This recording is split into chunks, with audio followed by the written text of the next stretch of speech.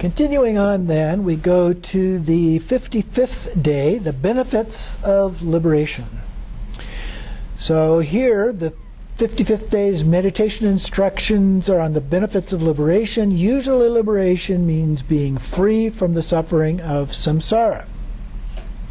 Therefore, hearers and solitary realizers who attain arhatship are also liberated from samsara. But as practitioners of the great vehicle, Mahayana, we need to arouse bodhicitta, of the great liberation of Buddhahood. So it's differentiating between attaining an arhatship and Buddhahood. So this is a part of Mahayana and Vajrayana, viewing that as a somewhat different level. And then we need to contemplate the characteristics of a Buddha, like the 10 powers. So the 10 powers are listed down below in the footnote here. The power of knowing what is true and what is not. The power of knowing karmic causality at work in the lives of all beings throughout, past, present, and future. The power of knowing all stages of concentration, emancipation, and meditation. The power of knowing the conditions of life of all people. The power of judging all people's levels of understanding. The power of discerning the superiority or inferiority of all people's capacity. The power of knowing the effects of all people's actions. The power of remembering past lifetimes. The power of knowing when each person will be born and will die, and in what realm that person will be reborn. And finally, the power of eradicating all illusions. So some versions give a little different order or somewhat different content than that, but it gives you an idea of what we're talking about here. So these are characteristics of a Buddha, not the rest of us, unfortunately, but important to help be aware of these. So these are the things to contemplate in this one, are these characteristics of a Buddha. So these are some of the benefits of liberation. Then we go on to the 4 fearlessnesses. Those are also listed here. Fearlessness in asserting their own perfect realization. Fearlessness in asserting their own perfect abandonment. Fearlessness for the sake of others in revealing the path to liberation. And fearlessness for the sake of others in revealing potential hindrances on the path. So having this high level of fearlessness, we're not afraid to do some of these things.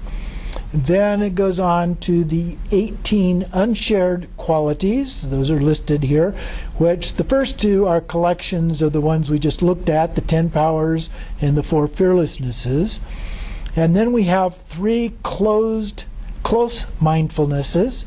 Those are to avoid attachment toward those who listen respectfully, avoid hatred towards those who do not listen respectfully, so treat them good either way, and avoid indifference towards those who do neither. And then great compassion.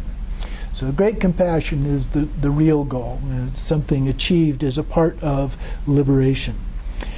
And then back in the root text here, or you can contemplate measureless wisdom, loving kindness, and power of the Buddha.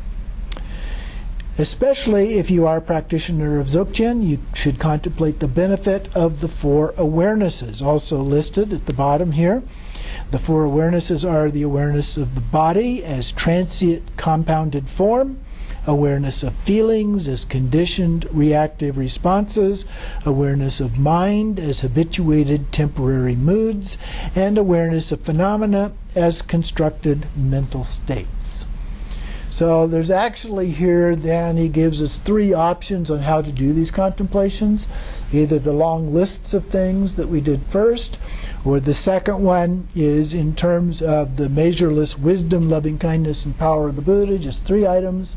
Or as a Dzogchen practitioner, you can do it in terms of the 4 awarenesses mentioned at the bottom. So those are the contemplations for the 55th day. These are described, mentioned on page 133 of the Words of My Perfect Teacher.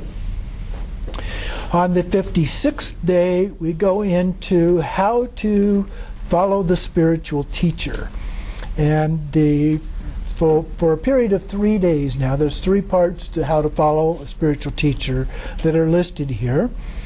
And so this is considered the root of practicing the great vehicle. So this is especially true in Dzogchen for the generation of blessings from a teacher. So particularly in Dzogchen, the blessings of the teacher are particularly considered to be a very important part of all of this. So that's why it's considered to be the root aspect of this. So then, therefore, if you practice the great vehicle and Dzogchen, the teacher is of most importance for you. So you really need to exert yourself to follow your Dharma teacher. So the specific practice then on the 56th day is to read about it in detail in the words of my perfect teacher, which is on page 137. And there are 3 topics that are covered by this. We're just doing the first one of these in this particular teaching. And so the first one is examining the teacher. The second one is actually following the teacher. And then the third one is emulating the teacher. So first we have to examine and decide whether or not the person is somebody that we want to follow. Once we have done that, then we do the actual following, and then eventually we get to the point of trying to actually emulate that teacher ourselves. So here in this teaching, we look at the examining the teacher. So the outer morality of this, the inner morality of Bodhisattva, and the secret morality of Tantrayana vows and so forth are all here, but to do all of these can be very difficult. Okay, so it's asking a lot of us to look at all of those individual vows and so forth. People are busy. Most teachers are also busy. They come and go, giving the teaching, and then leaving quickly.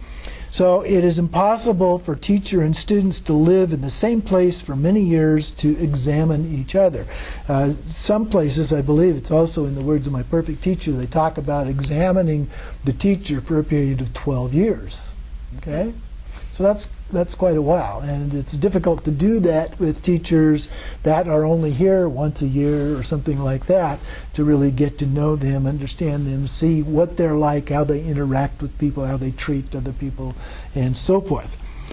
At a minimum, then, examine at least 3 things about the teacher. First is to examine how much knowledge he or she has of the Dharma.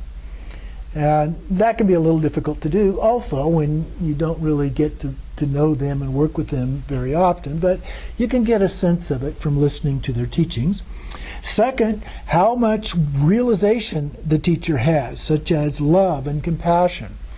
And in the words of my perfect teacher, when it talks about some of these things, compassion is perhaps the most important quality in terms of a teacher, and seeing how they treat others, respect others, and so forth.